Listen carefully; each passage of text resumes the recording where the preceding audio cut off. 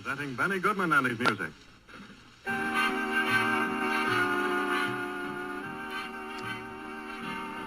Good morning, everybody. Let's see Miles in the background here. Here he comes. Morning, everybody.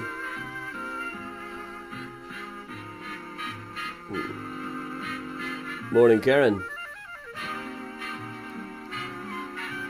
Hey, Martin, Alexa, and Chris.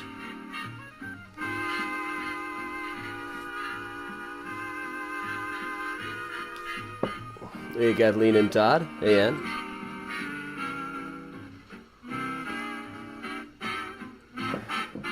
Morning, Heather and Timothy. Hey, Beverly. Hey, Ashley. Benny Goodman, ladies and gentlemen, the man with the torrid... Morning, Laura. Even more torrid band who purveys assorted rhythms, all danceable. You can see Ronnie's got her stuff up in the background. Cats have been enjoying the tree already. Hey, Dina. Hey, Becky. Hey, Jay.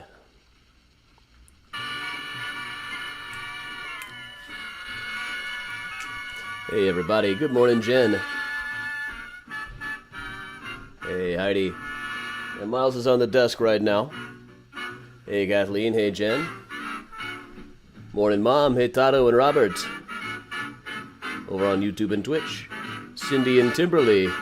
Good morning. Happy Hanukkah, Timberly. Hey, Sue. Hey, Jordana.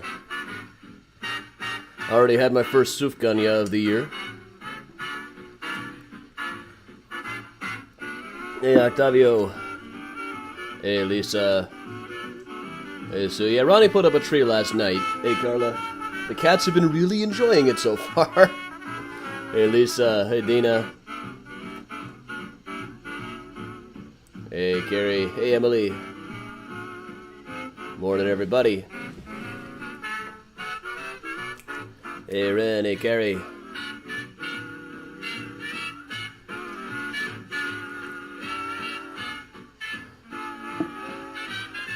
Hey, Crit.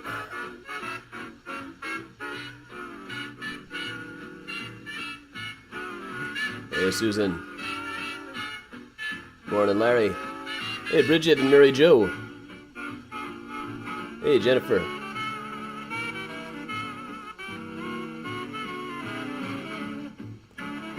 Carrie, I would say not wise.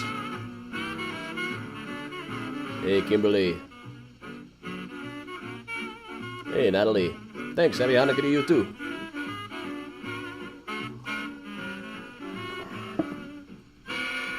Also, I am going to end up first in the Diamond League on Duolingo for Hebrew today, so. As long as I stay on top of this, this fellow who's right behind me. Hey, Cheryl.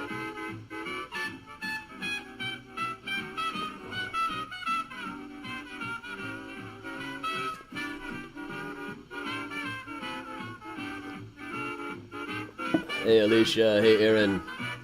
Hey, Gladys. Many weeks, there's somebody who's like way, way ahead of everybody else, and only atakafot. I don't have the spoons. Hey, Dad.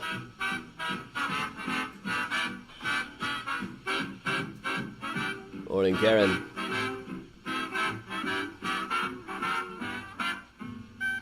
Hey, Heidi. Hey, Jane and Maui.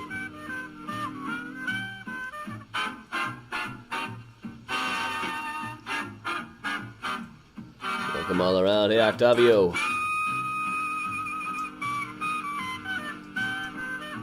Well, happy Laundry Day to all those who celebrate. Hey, Natalie. Hey, Donna. Thanks, Susan.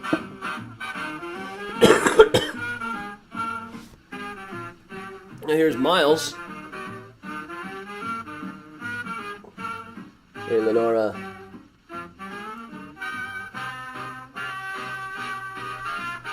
Miles got his replacement for the toy that he broke, and boy is he glad about that. Hey, Gail. Hey, Kelly, I'm actually having tea right now.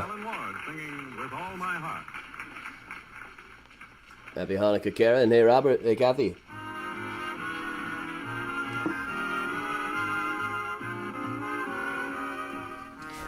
Tree is back over here someplace, too. Probably in the tree. We're knocking over one of Ronnie's many many nutcrackers. Hey, Ava. Thanks for stopping in.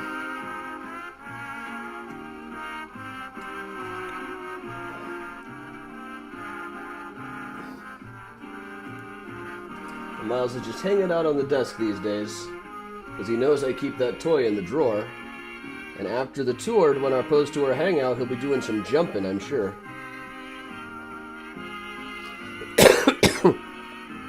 I'm having some throat coat tea. Morning, Sandra.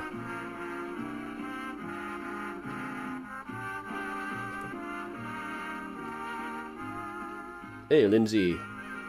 And Betsy and Keely.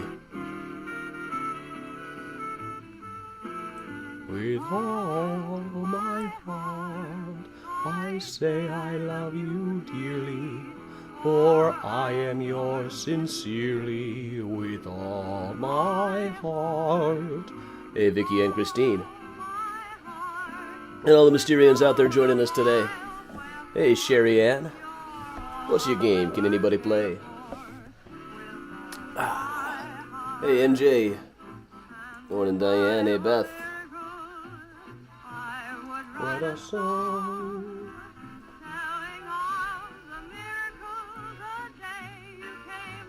Betsy, no, my hair just isn't dried out yet. Hey, Alexandra. Hey, Lorena. Probably get one in the next couple of days before I go off on the road. Oh, Priya is down in the desk chair next to me here.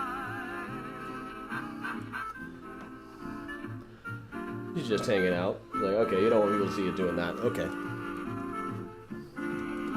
Robert, I have a couple of podcasts. They're not really regularly updated. There's one called Cemetery Mixtape, and there's one that I just need to resume called Only Minis in the Building.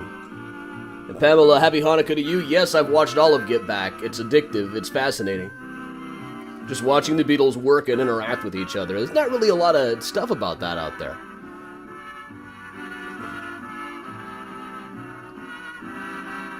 And the great rooftop concert at the end is just so cathartic after all of it. And they play so well on the roof. And they look like they're having so much fun. I don't know why they didn't do more shows. I really wish they had done some more shows. Hey, Diane. But also, it's for nerds like me, I love playing What If. Like, what if they had played one of those big festivals in the summer of '69? What if they had played Saturday Night Live? What songs would they have played? And early on, they're talking about this show that they're maybe planning to do. Say, well, I've been doing Help really well lately, so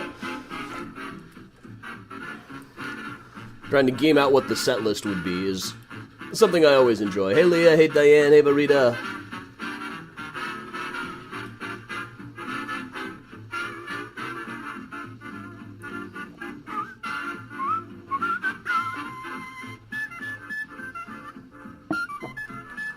Oh, hey, did you see Murder Maps, which is officially out now but not yet shipping, got a really good review in New York Daily News the other day, tweeted out to their 800,000 subscribers. So that'll be nice.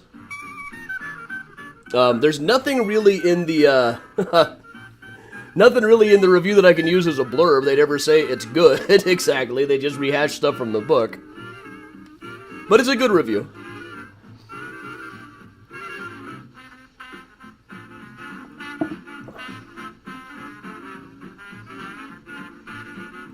Thanks, Annie. Thanks, Rob. Good morning. Morning, Count, over on Count of 18th Street.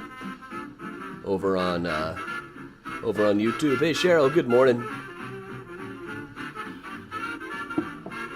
Morning to all of my Mysterians around here. We'll give Benny Goodman a few more minutes to play.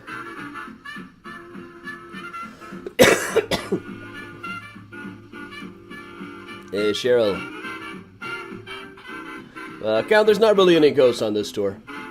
Well, maybe a couple. Hey, Kathy. Hey, Jill.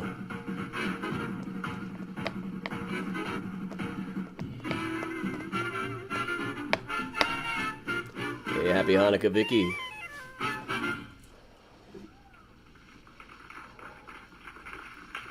Morning, Carolyn, Kansas.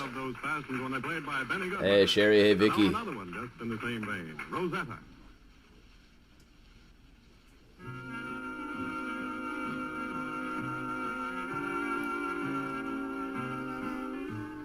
Yeah, ghosts are always behind me, Timothy, always checking out my butt. If maps is available from bookshop.org, probably. Should be wherever books are sold. Now, I didn't get a haircut yet, it just hasn't fully dried yet. Hey, Gene. Morning, Priya. Hey, Heidi.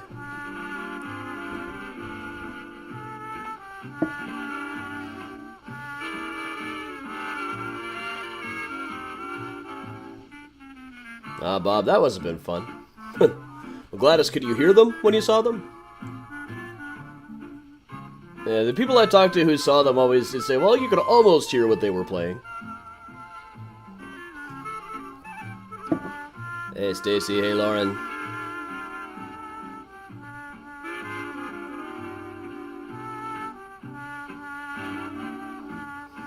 Diane, I don't think there'll be a test right now. Maybe at another time. This Thursday night, remember, there won't be a regular tour. Unless, maybe I'll get somebody from Effing to pop in and do an 8 o'clock on Thursday.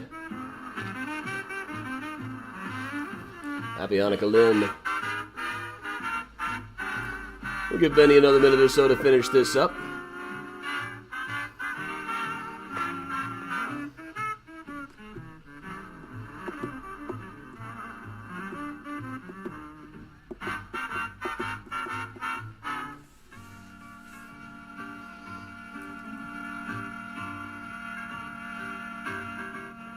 Hey, Joe.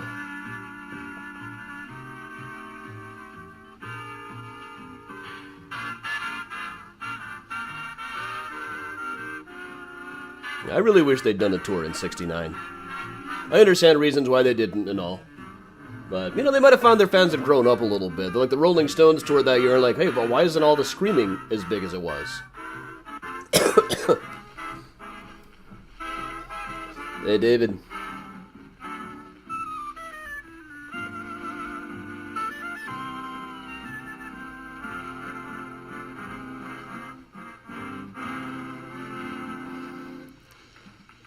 All right. The room of the hotel in downtown Chicago. All right, everybody. Benny Goodman is wrapping up over here. He's transitioning over into the bugle call rag, but that is neither here nor there for our purposes tonight. It is time. You know what? I've had this thing on the wrong thing the whole time. I should have been on this whole time. I knew that I was forgetting something, and today I was forgetting to put up the regular introduction thing. So welcome along, everybody. I'm Adam Seltzer from Mysterious Chicago Tours. Where even was I there? All right, well, welcome along, everybody. I'm Adam Seltzer from Mysterious Chicago Tours. I've been a tour guide and historian here in Chicago for going on 20 years now. I've got about a dozen Chicago history books out, including Mysterious Chicago, the book, and The Smart Aleck's Guide to American History, and a brand new one called Murder Maps that is officially out this week, though it might not be shipping for a couple more weeks, as the supply chain goblins have gotten into publishing lately, but just got written up in the New York Daily News. Library Journal called it engrossing and a singular volume. I like that.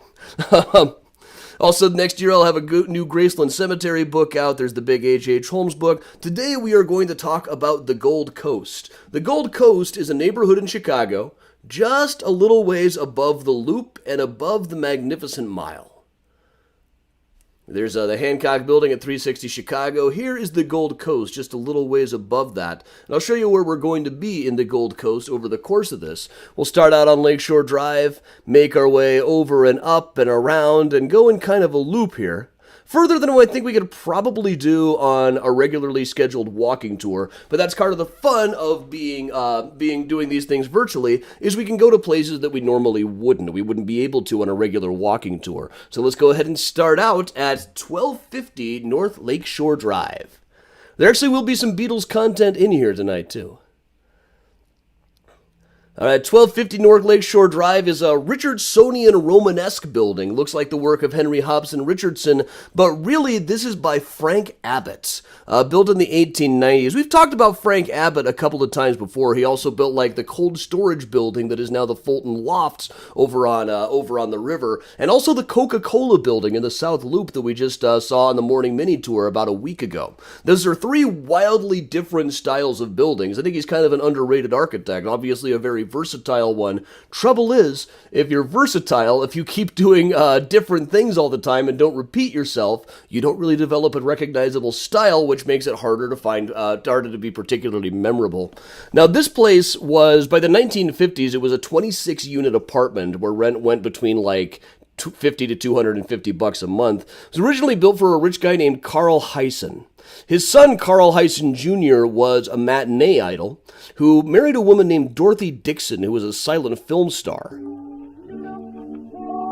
Perhaps, but also a singer. Perhaps best known for popularizing "Look for the Silver Lining." Their daughter was actress Dorothy Hyson. I'm wanting to tell you, there's so much. This song's a real barn burner. I'm wanting to say. This is her in a movie in the 1930s. I feel that I owe you. And we'll move on just a little from there, just down the block, to this really cool house a couple of doors down at 1258. Which is made by Hullibert and Root, one of the great architects of the late 19th and early 20th century, one of their great architectural firms. This is a place that is known as Desdemona's Palace at 1258. They're the architects here, but they didn't really have to do too much creatively. It was based almost completely on this place over in Venice that was known as Desdemona's Palace. According to legend, this is where Desdemona from the Othello story actually lived. I imagine that's very much a legend. But here you can see it's right on the water in Venice. If you look down there, you can see that's water, not a street. Over here, it's been known as Desdemona's Palace for really quite a long time. There was an auction of the place there one time. An exhibition, the contents of the palatial home known as Desdemona's Palace, to be sold at auction. So, originally, back in the 1920s, this was owned by a guy named Edgar Leffensberger. Not too many good pictures of Edgar Leffensberger, but he was the manager of a nightclub, the 225 Club, over a little bit further down. This would have been down in the River North area at 225 East Superior. Now, the 225 Club, being a nightclub in the 1920s and 30s, had a lot of mob partners. It was known primarily as a gambling joint. One of his partners in the business, or one of his investors, was Frank the Enforcer Nitti, the guy who took over for Al Capone after Capone went to prison.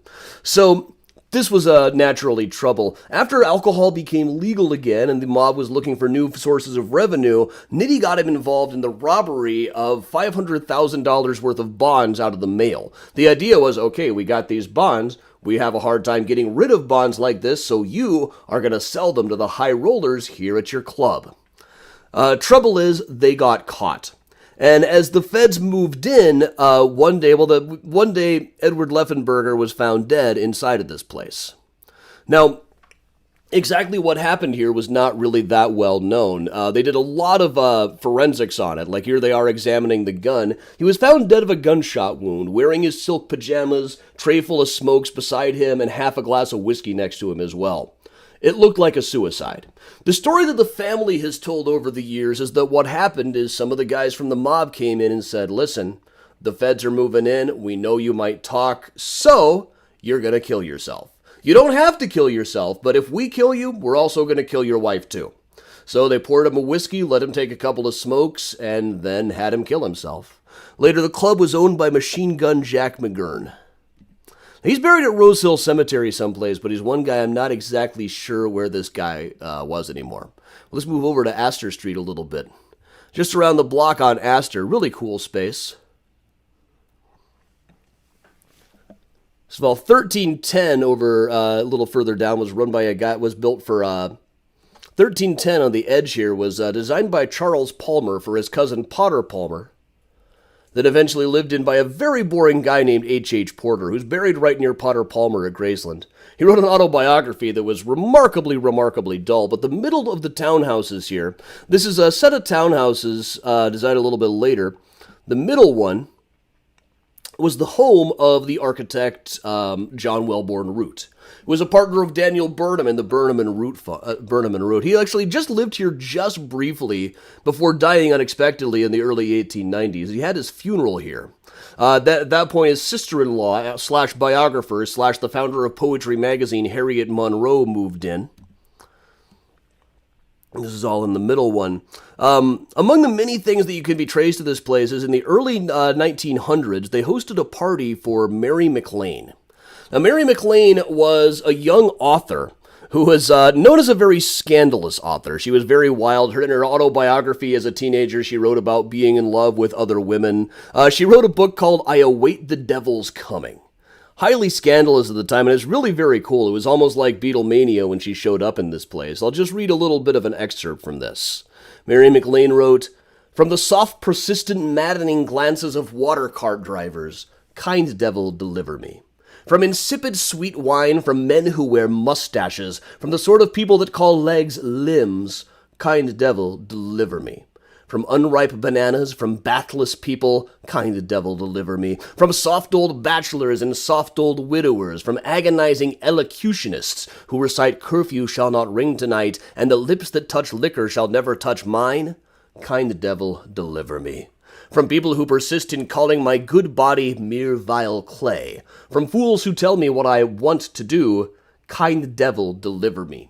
From a nice young man, from tin spoons, from popular songs, kind devil, deliver me. Mary McLean." She came here to stay with Harriet Monroe, the founder of Poetry Magazine, gave a reading. Crowds were all over the place. She had to sneak out to go investigating places outside. And just around the corner from this, recently they tore up the ground to repave it, and underneath was the old wooden paving blocks. This is really very cool.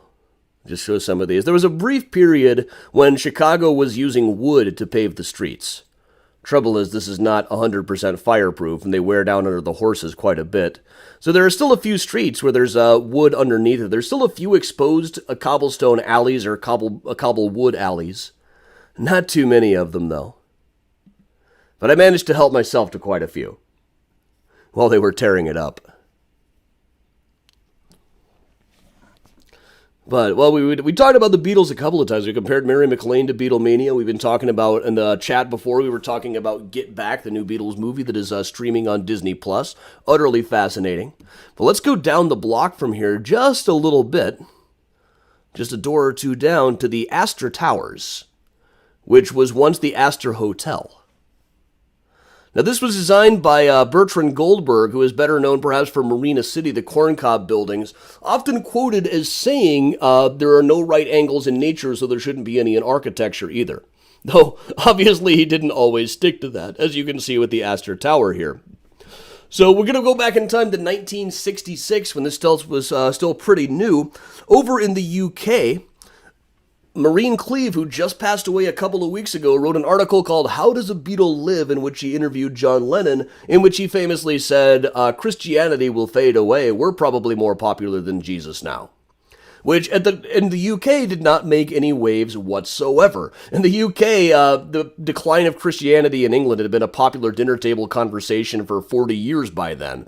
But when it got republished in the United States, there immediately was a move to cancel the Beatles. Beatle burnings showed up all over the place. Protests. The KKK was organizing protests against them on their tour in the United States. So here at the Astor Hotel, they had a press conference to address it. It was their first stop in the 1966 tour. There actually is some footage. You can see the Astor here.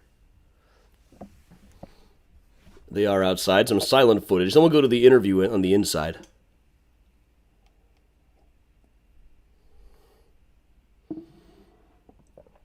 One of you out there? If it had said television is more popular than Jesus, I might have got away with it. But I'm not saying that we're better or greater or comparing us with Jesus Christ as a person or God as a thing or whatever it is. I just said what I said and it was wrong or was taken wrong, and now it's all this. How do you feel about the record burnings here in the United States? Well, I think, it's a bit silly. It seems a bit like a publicity stunt on their part, Seems a bit like a publicity stunt on their part. Still the case when they do these book burnings. But all that went down in one of the top floors. It has now gone condo a few years ago. It's not a hotel anymore. And just around the corner from it, first of all, we've got these some buildings that I absolutely love down the block here. These houses on Goethe Street, designed by an architect unknown. They're now apartments and condos. And I love this cool Dickensian vibe of these places. Even the Preservation Chicago list of all the architects in the neighborhood doesn't really list these ones. But right across the street from that, just reopened, is another hotel, the Old Ambassador East. For a long time it was the Omni Ambassador, now I think it's gone back to just being the Ambassador. But this was known, being right next door to the Astor where the Beatles stayed, this was known throughout the 60s as really a rock and roll hotel. You can see pictures of David Bowie praying in here, Marilyn Monroe talking on the telephone. Very well-known place. There also was, naturally, a good murder story there. 2 people were slain in what was apparently a murder-suicide on the inside. James B. Pauley and his wife. They actually showed a whole diagram of what it was like on the inside. This is one of those unsolved cases. James B. Pauley apparently decided to shoot his wife and then shoot himself. Some people thought it might have been a murder or something, or possibly a murder-suicide. But being that he was rich, they eventually nicely decided that it was temporary insanity, since he was dead anyway and couldn't serve any time.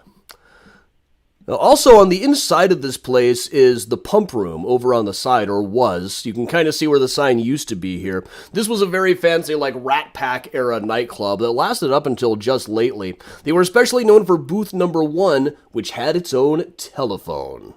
And every celebrity on the circuit knew what the phone number was for that. So if you were sitting at there, you were likely to get some phone calls. Like here's Phyllis Diller sitting at booth 1 talking on the phone.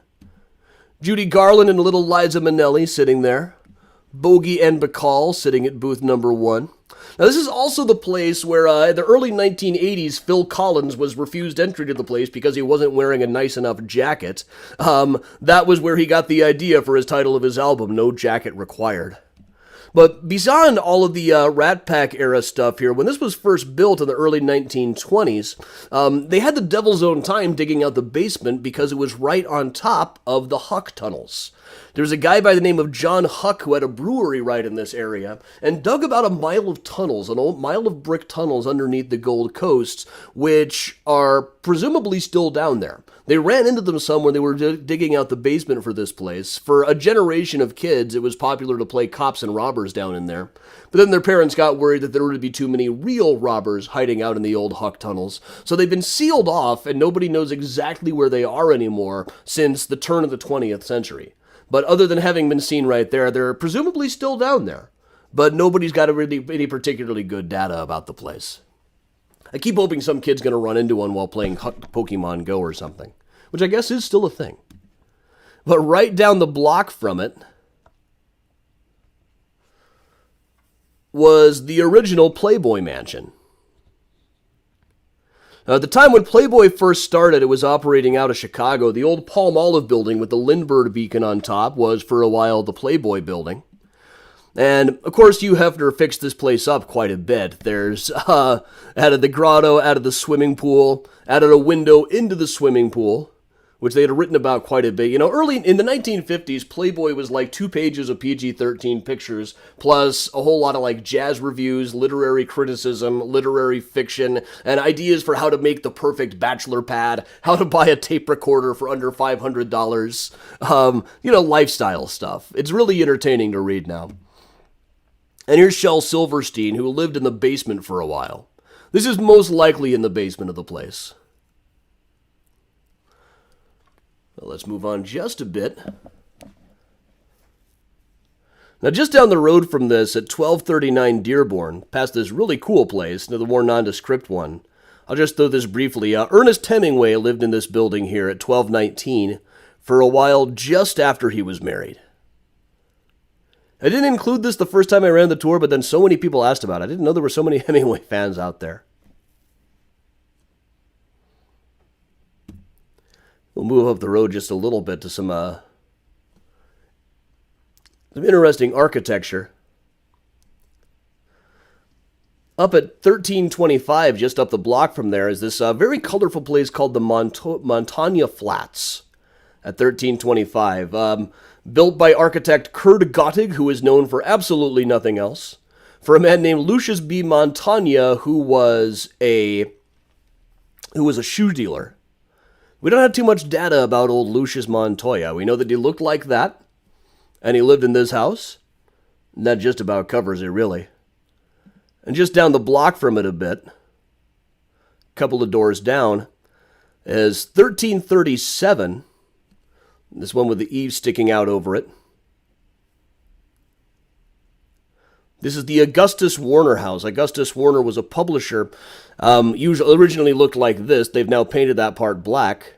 But this was designed by Lars Hallberg, who is probably best known in the city for doing the Chase and Sanborn Coffee Warehouse, which is right on the other side of Wells Street from the Merchandise Mart. Featured on every architectural boat tour, but very rarely do they say who the architect of that one was. But it was Lars Hallberg. Just a little bit further up the road, just past Schiller, is this magnificent house built for a guy named designed by Asa Lyon, who did a lot of houses in Evanston, though he's not really known for much else. But this was a place built for a guy named Luther McConnell. He was the credit manager at Marshall Field, which made him a lot of money. If you were high up in the management of Marshall Field, you made good money. Until his death recently, it was owned by Richard Dreyhouse. We'll just show some of the details of this place. I absolutely love, like, if you look up here, there's this griffin built into it.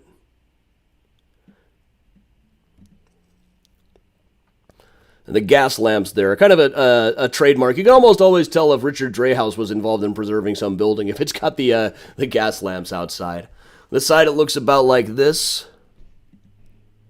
with this terrific little portrait of Mr. Schiller in stained glass. The poet Schiller. This is also shown up in a movie back when it was painted white in the 1980s. This was Chez Louis, where Ferris Bueller talked his way in by claiming to be Abe Froman, the Sausage King of Chicago. It was actually while I was talking about Richard Dreyhouse the first time we ran this tour that it was announced that he had passed away. He will soon have a mausoleum at Graceland Cemetery. I don't know how soon. It can take years to build those things, but it'll be the first new one there in decades. Let's move just a little ways further up the block to 1528, still on Dearborn here.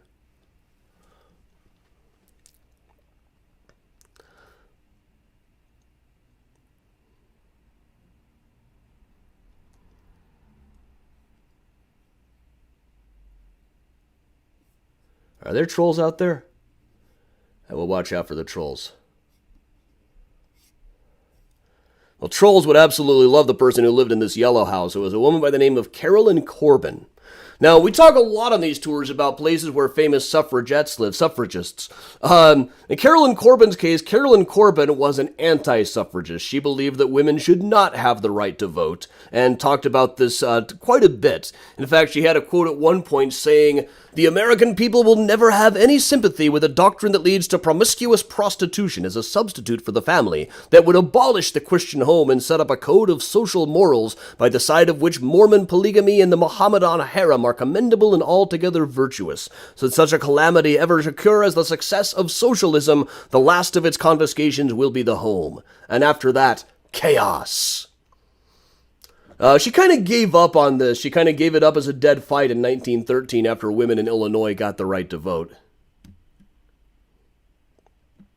So she'll just stay dead and buried. I wonder where she's buried. Be an interesting grave to find one of these days. And cutting through the alley from around there and getting over onto State Street, the next street over, is by 1885 by the architect James Willett, is the Cardinal's Mansion. 8 archbishops have lived in this place, though the current one did not move in. It's kind of with Pope Francis, the trend is not living in a giant mansion if you're the cardinal. He just lives over at Holy Family. But this is a mansion with 19 chimneys. Sitting there well situated, but just beside it is perhaps the most famous wooden alley in the city. We already saw the one over on Banks. And this is a reproduction. It was first paved in 1909 with creosote and cedar blocks. They restored it back in 2011, but now they're using black locust wood. At one time there were about 50 miles of wooden streets in the city. Only a couple of blocks worth survive. I think this is the only one that's actually marked, so it's probably the best known. Now, if we continue skipping over towards Lakeshore Drive,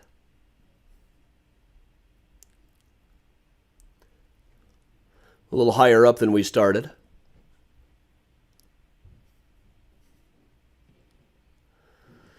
we will come to what is currently the Museum of Surgical Sciences, which was based on this house in France, which was part of the Versailles complex, or was a summer home for Marie Antoinette.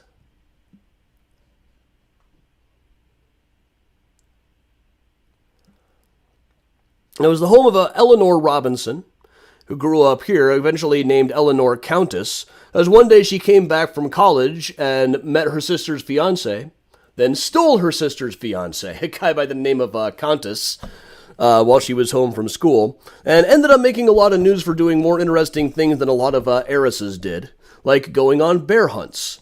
She went to a bear hunt but said that it wasn't all that exciting. There are more thrills in a rubber of bridge than in a bear hunt. Nice sentiment. But then eventually the two of them divorced. She ended up keeping the house, I believe, and it eventually became the Museum of Surgical Sciences, where you can find out that the tools the ancient Romans used to remove foreign particles from their butts were very similar to the ones that we use now. They also have things like trepanned skulls. These are skulls in which a hole has been driven. People would occasionally have a hole drilled in their skull for fun, health, and profit. They've also got a copy of Napoleon's death mask on the inside of the place. And here it is pictured with the Imperial Commander. For a while I was doing a series of photos with the old Imperial Commander from the 1980 Empire Strikes Back line. He has this hangdog expression that I thought made him perfect for portraits. So, like, here he is with some of the statues in this place. Here he is in front of one of the paintings as though he too were attending an anatomy lecture.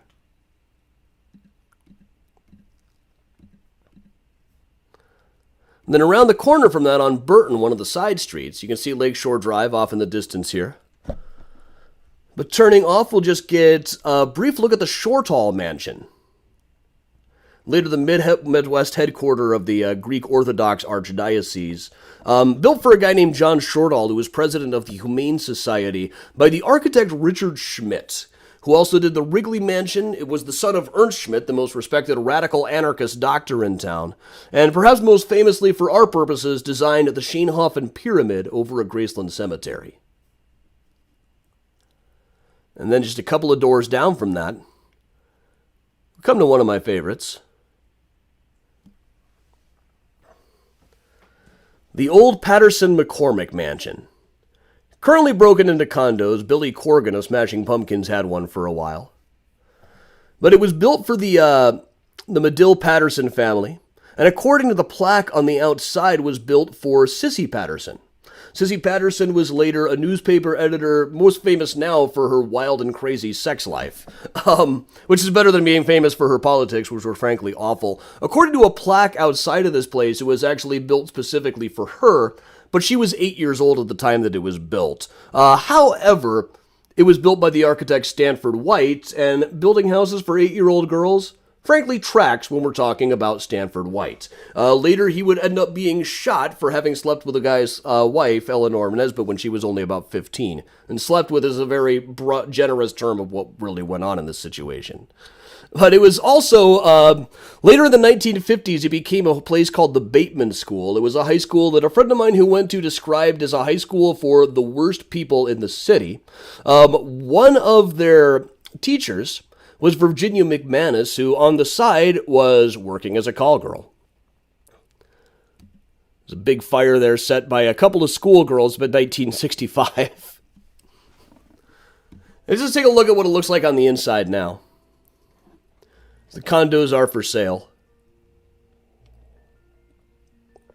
When it was a high school, a lot of the original touches were still up.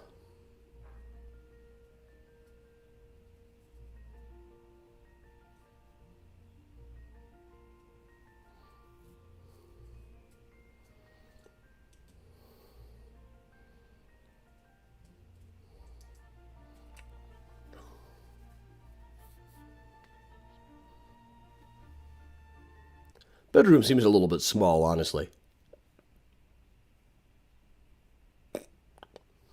Let's see. Now, over on Astor, there's a couple of interesting things. Here at 1431, this is another townhouse designed by Hullibert and Roche, who are known for things like the Marquette Building. There were a couple of guys who came out of William LeBaron Jenney's office, the firm that did the first modern skyscrapers with steel frame construction. And they went on to do this house on the left, as well as several others. But Mr. Hullibert's son teamed up with Mr. Root's son, John Wilbur Root Jr., and formed Hullibert Root, who became probably the best-known Art Deco architects in Chicago. Things like the Board of Trade, the Daily News building. And just down the block from that Hullibert and Roche is a Hullibert and Root townhouse.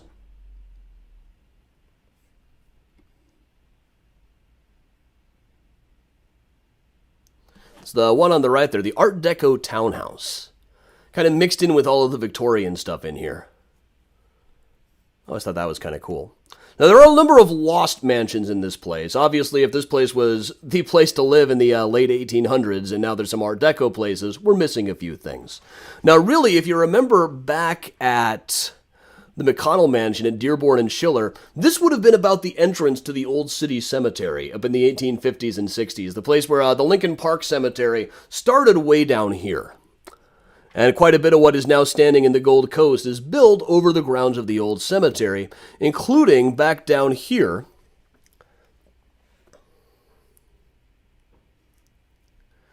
was originally the home of the Bowman Mansion.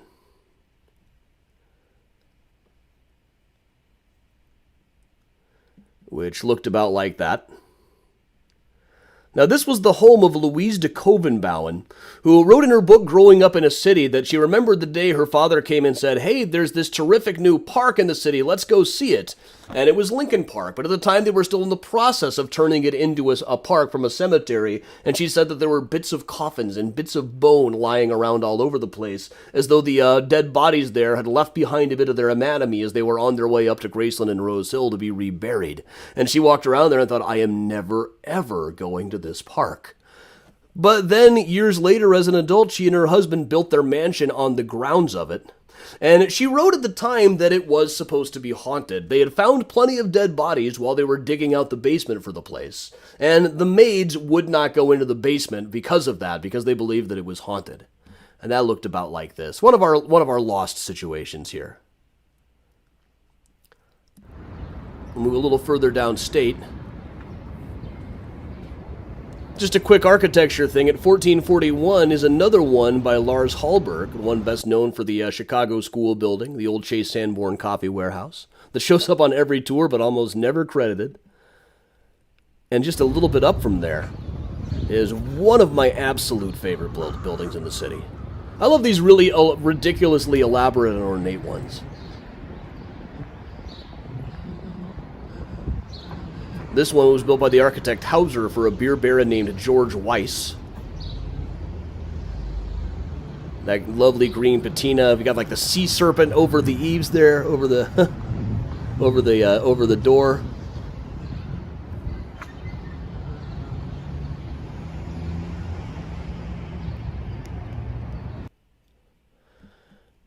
Such a cool building. Now, in 1925, this was the home of a doctor named Dr. Hazlitt. Now, in 1925, perhaps the biggest news story of the year was Floyd Collins, the cave explorer who was stuck in a cave.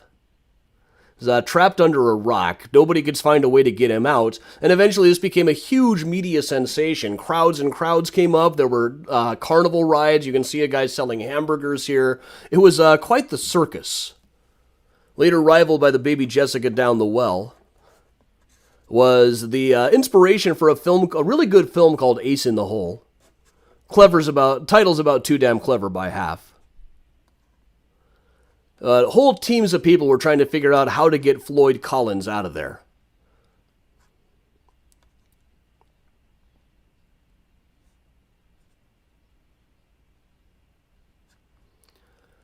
Meanwhile, just a few blocks south was living Anita McCormack Blaine. Now, Anita McCormack Blaine was a daughter of Cyrus McCormick, who went completely the opposite way of her father and many of her brothers politically. Her father was the inventor of the mechanical reaper, or one of the inventors of the mechanical reaper, and in Chicago, where he moved to market the thing, ran the Chicago Herald for a while, and used it to just spout the most ridiculously white supremacist sentiment imaginable, not even worth reprinting. Her brother Cyrus Jr. was the guy who initiated the strike at the McCormick plant and sent in the troops to have people killed, leading to the Haymarket affair in the 1880s. But she herself kind of let her servants unionize. She proceeded for the 8-hour workday, worked at Hull House, worked as a public education advocate, and was regarded as really quite batty by most of the people who knew her. Arthur Meeker Jr. said that all of the McCormicks had a certain not undistinguished goofiness. By the 1920s, she was known as Anita Blaine. She had married Emmons Blaine, who was the son of John Blaine, the Republican candidate for president, at a time when when the Republicans were still the progressives. Her father would have been rolling over in his grave if he knew about that. In fact, we could maybe dig him up at Graceland and see if he's upside down.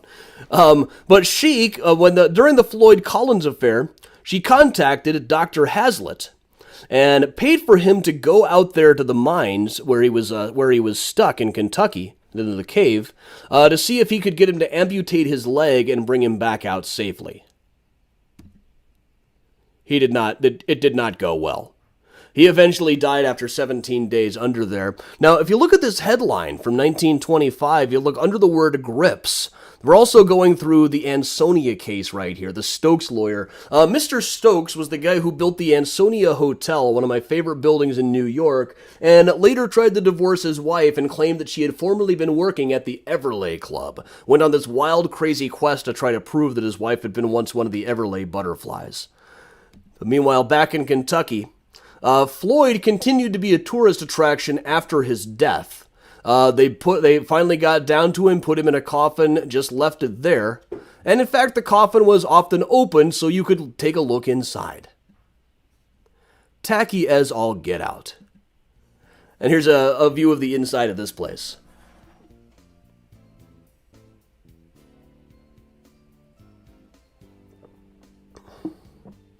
See, a lot of touches that I assume are probably original in here.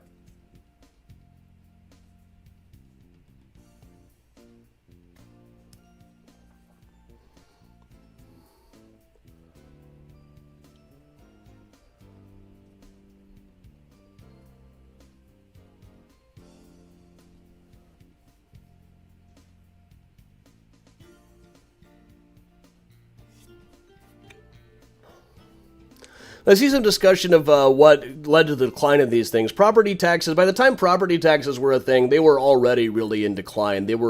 By that time, they were considered hopelessly old-fashioned. By 1925, anything that was built in the 1890s looking like this was considered horribly gaudy. Arthur Meeker Jr. said that we must admit that in the late Victorian days, taste was as bad in America as it has ever been.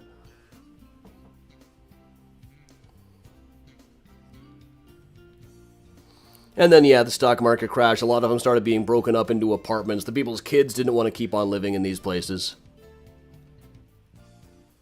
There was a long period when Victorian stuff was just considered hopelessly disgusting before it started to get cool again. Kind of like how brutalism is now suddenly being seen as cool again after years and years of being thought of as utterly hideous.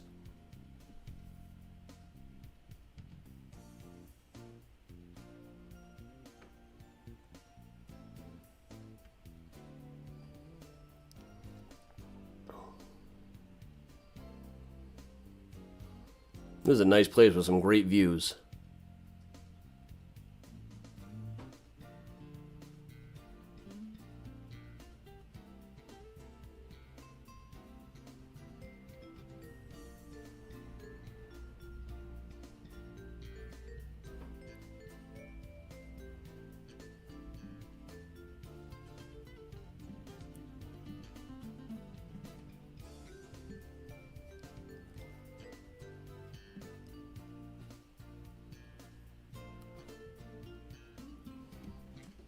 All right, so that is one of the shorter tours that I've got going. I need to find some more stuff that I can talk about in this place.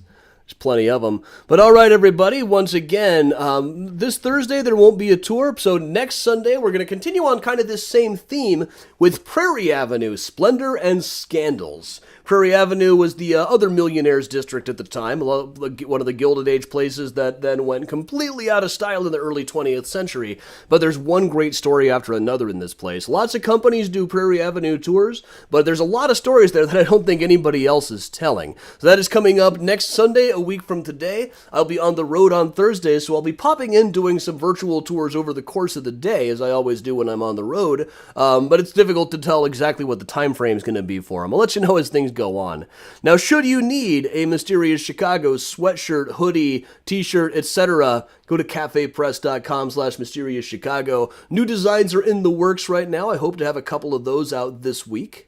Maybe that's what I'll do this afternoon. Now that the Graceland book is done, I'm kind of at loose ends. I'm just like recording music demos and stuff. But I got to get back on Only Minis in the building. I got to make sure the Patreon is set up for the course of the next week. Speaking of the Patreon, that's probably the best way to send support if you want to help me keep the lights on over the course of the winter when nobody signs up for walking tours in Chicago. But also, there's these other options. What have I done here? There it is. There's this nice and small one. And with that, I'll put Benny Goodman on, and we'll just hang out like we always do. So thanks for joining me, everybody. Here's Benny.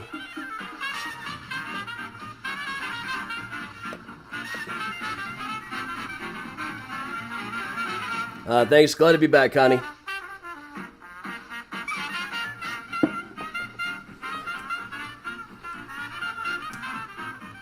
Thanks, Christine. I know I might still put up a tour or something in December.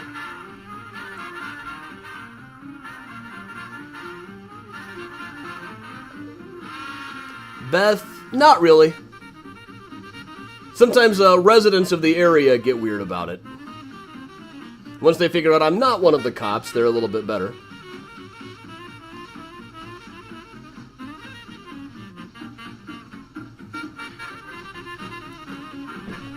Christy, I'm glad you came out here too. Eve, I'm very excited about the Graceland book too. Last I heard it was going to be in June, but who knows? It's been kicked down the road so many times. But now all the copy editing is on my end is done. I don't think there's anything left for me to do, really. Oh, and here's Mr. Miles. At least a happy Hanukkah to you as well.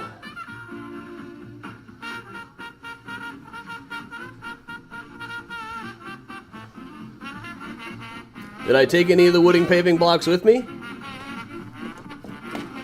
Did I? I got quite a few of them, actually. A couple more down over here that I'm using as bookends.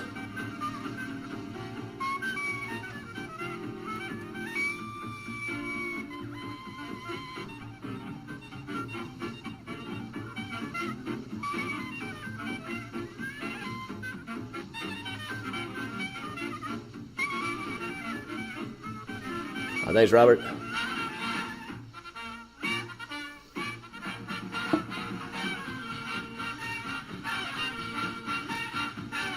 Does it still smell? Yeah, it kind of does.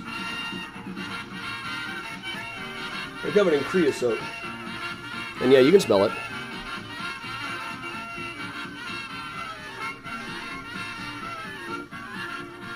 Yeah. Try to get a good view of it. Yeah, I got one. I got a few for me. I got a few for the effing Chicago crew. And I'm going to see if somebody from effing wants to run a tour on Thursday night when I won't be here.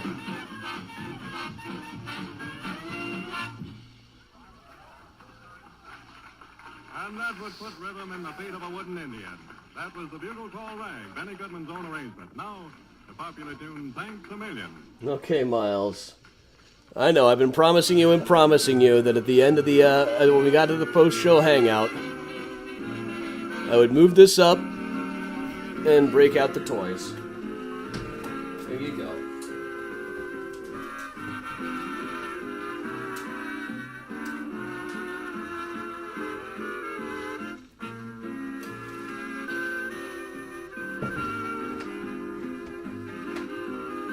Jason,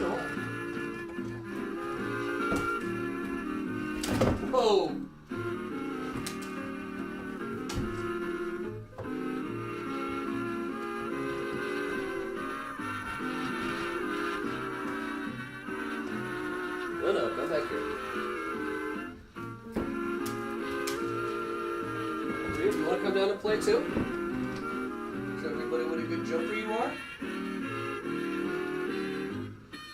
Hi, Pulse. You keep it in your mouth like that, that's how it broke last time. Whoa, good one.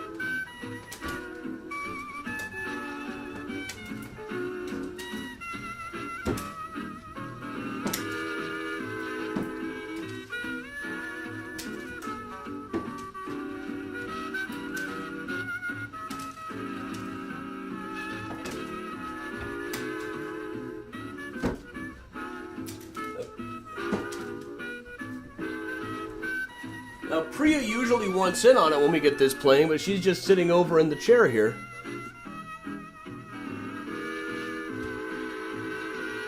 Miles. He's got a death grip on his teeth right now. Now, here comes Priya.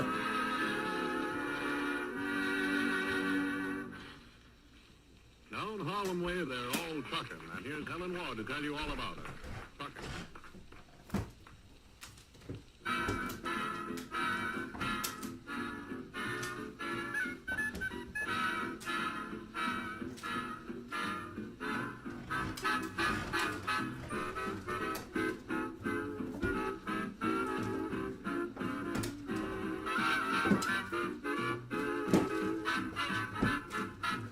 You want in on this, Priya?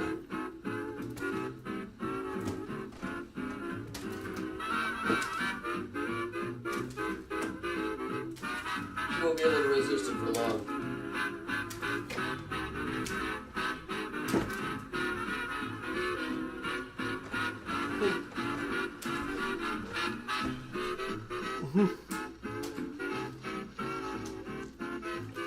Yes, happy Hanukkah, Lisa.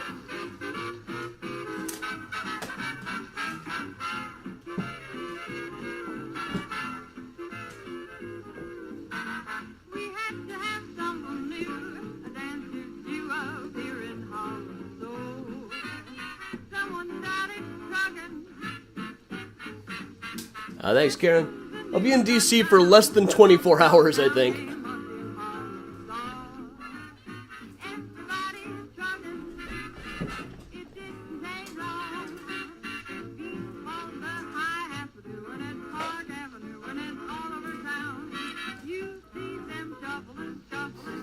Now, the cat show is very popular. Okay, Priya, you ready to do some jumps? You want to show all the nice people what a great jumper you are?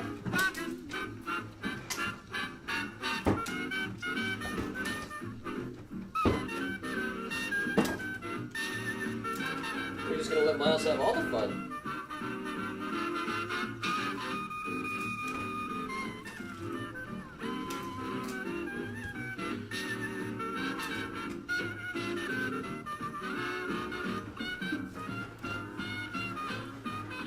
Yesterday's morning mini tour was specifically designed to be a day to get me near the pet store that I knew had these things.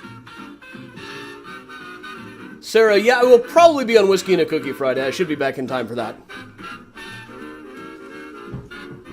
There we go. Oh, there goes Priya. Benny Goodman presents On the Alamo.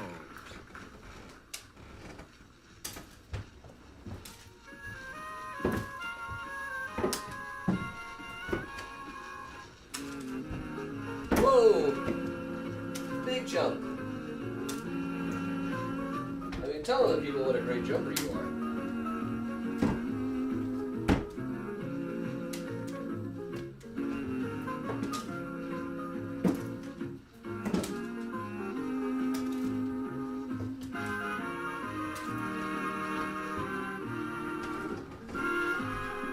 Her climbing skills have gotten better, which is deeply disturbing now that Ronnie has put up her Christmas stuff, including a tree, which I caught her on several levels of this morning.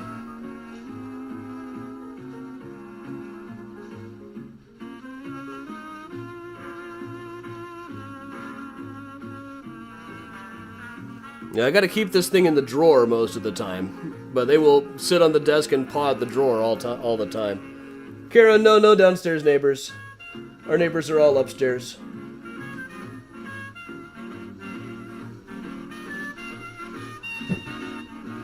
Miles. Miles likes to take me for a walk with this thing.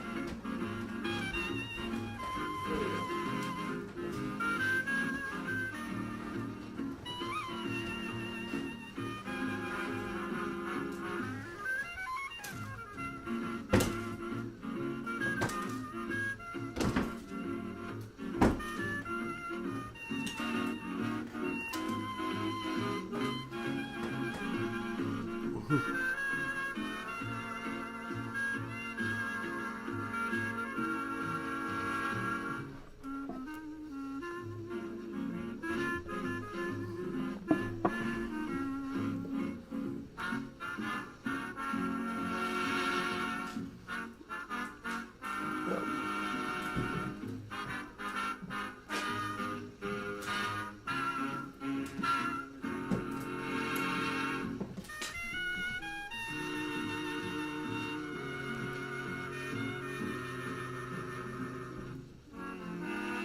Karen, you guys have snow? We don't have snow yet here.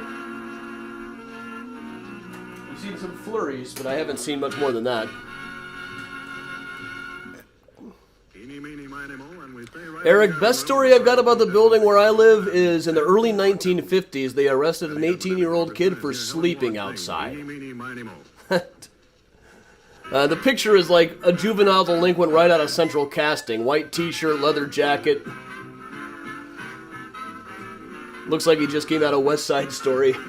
So every time a new person moves into the building, I send them that article and say, watch out for this dude. He's probably 85 by now and sleepier than ever.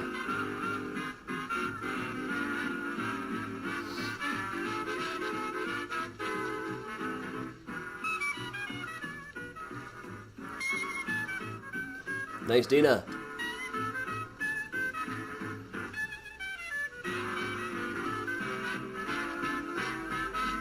No, but I'm sure we'll be doing some morning mini tours in the snow once we get some. We did quite a few of them last year. Every now and then the morning mini tour is just taking a walk through a neat place. Tony, no, definitely not a live tree.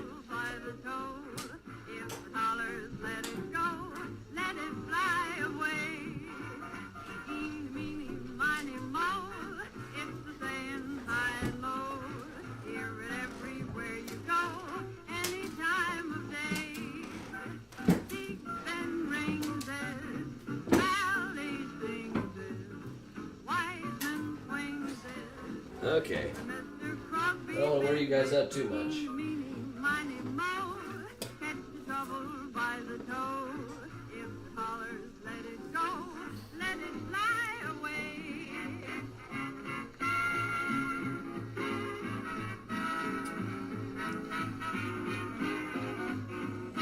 There's Carla.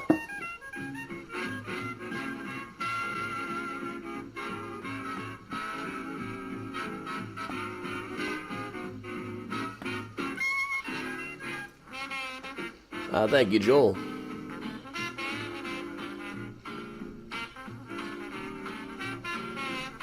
Oh dear, there's a whole time we've been missing this. Oh no!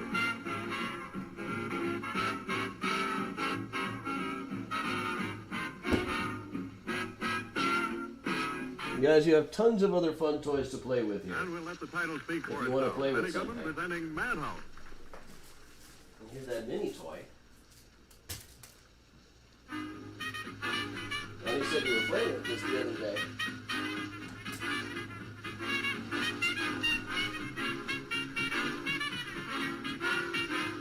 Have I thought about a piece set in Chicago's Gilded Age? I haven't really thought of a good idea for one.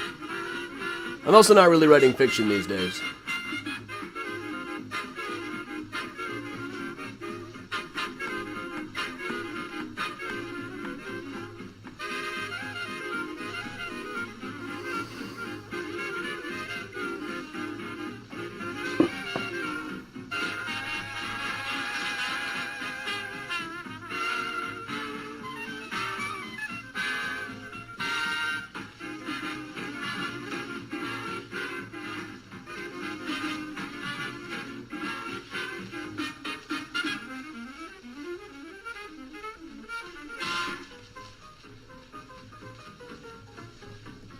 Thanks, Kathy. Lynn, Old Town is definitely on the list. I'll probably do one of those one of these days soon.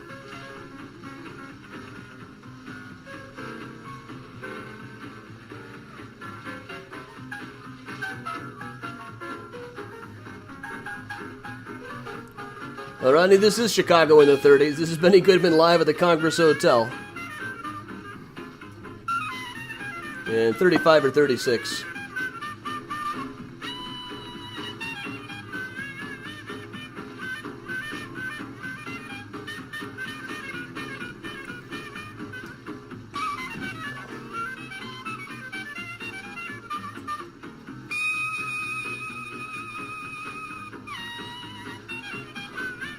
And there have been some serial killer musicals before. I know there's a concept cast recording for a Night of the Hunter musical.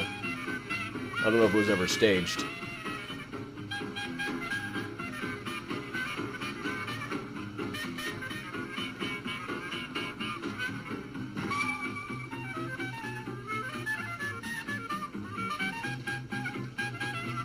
If there's not a Jack the Ripper musical, I would be stunned. I can't think of one offhand.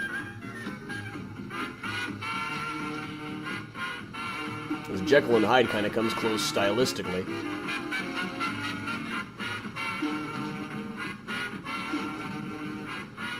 How are turkey leftovers going? Terrific. Thanksgiving leftovers are my favorite food.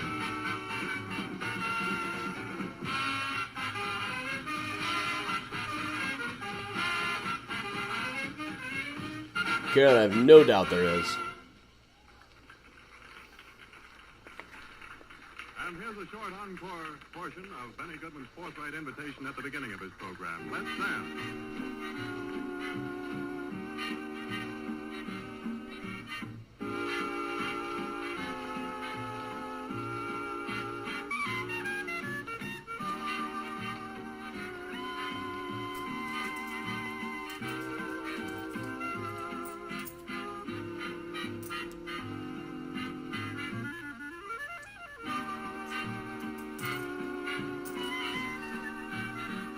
And of course, there's the Spinal Tap concept album, Saucy Jack.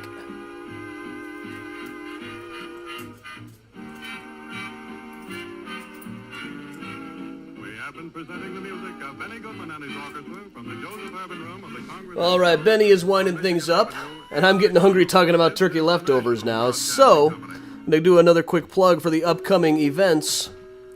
No tour on Thursday, but on Sunday morning a week from today, we'll kind of continue on today's theme, talking about Prairie Avenue, splendor and scandal. So thanks a lot for joining me, everybody. I am Adam Salter for Mysterious Chicago Tour, saying stay safe, stay strong, happy Hanukkah. And of course, if you can, stay spooky, everybody. Have a great day.